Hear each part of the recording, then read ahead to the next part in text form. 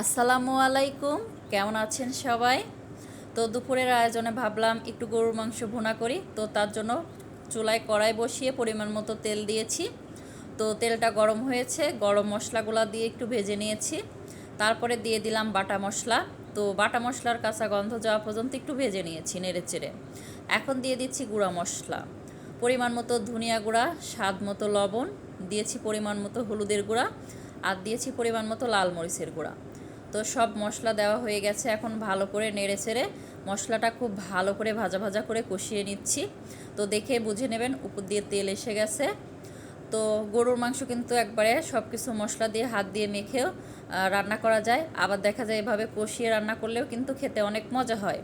তো মশলাটা কষানো হয়ে গেছে, এখন দিয়ে দিচ্ছি কেটে ধুয়ে পরিষ্কার করে রাখা গরুর মাংস। তো দিয়ে নেড়ে চেড়ে খুব ভালো করে মশলার সাথে কষিয়ে নিতে হবে। তো একটু ভাজা ভাজা করে কষিয়ে নিব। তো যত ভালো করে কষানো হয় গরুর মাংসটা খেতে ততই মজা হয়। তো অনেকটা সময় নিয়ে একটু ভাজা ভাজা করে কষিয়ে নিচ্ছি এ পর্যায়ে। তো ভিডিওর এই পর্যায়ে এসে এখন পর্যন্ত যারা ভিডিওটি দেখছেন অথচ একটা লাইক দিতে ভুলে গিয়েছেন, প্লিজ একটা লাইক দিতে ভুলবেন না। আর ভিডিওটি যদি বেশি বেশি ভালো লাগে কমেন্টের মাধ্যমেও জানাতে পারেন, চাইলে ভিডিওটি ফ্রেন্ড ও ফ্যামিলির মাঝে শেয়ারও করতে পারেন। তো আপনাদের সাথে কথা বলতে বলতে খুব ভালো করে ভাজা ভাজা করে কষিয়ে নিয়েছি। তো দিয়েছি পরিমাণ মতো পানি। তো এই পানিটা দিয়েও একটু খুব ভালো করে শুকিয়ে কষিয়ে নিব আর কি। পরবর্তীতে হচ্ছে ঝোলের পানি দিয়ে দিব।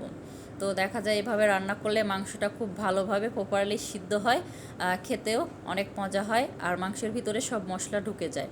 তো যাই হোক, এবারও খুব ভালো করে কষিয়ে নিচ্ছি। তো কষানো হয়ে গেছে, এখন দিয়ে দিচ্ছি পরিমাণ মতো একটু পানি। তো এখন দিয়ে দিচ্ছি একটু বেশি পরিমাণে পানি। তো এই পানি দিলে মাংসটা খুব ভালোভাবে রান্না হবে, সিদ্ধ হয়ে যাবে।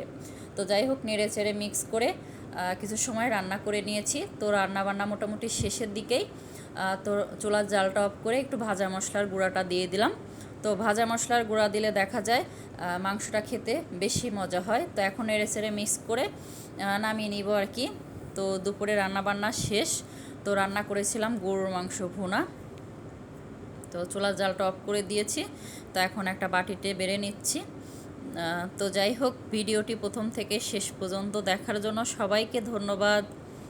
আপনাদের সবার সুস্বাস্থ্য ও দীর্ঘায়ু কামনা করে আজকের ব্লগটি আমি এখানেই শেষ করছি।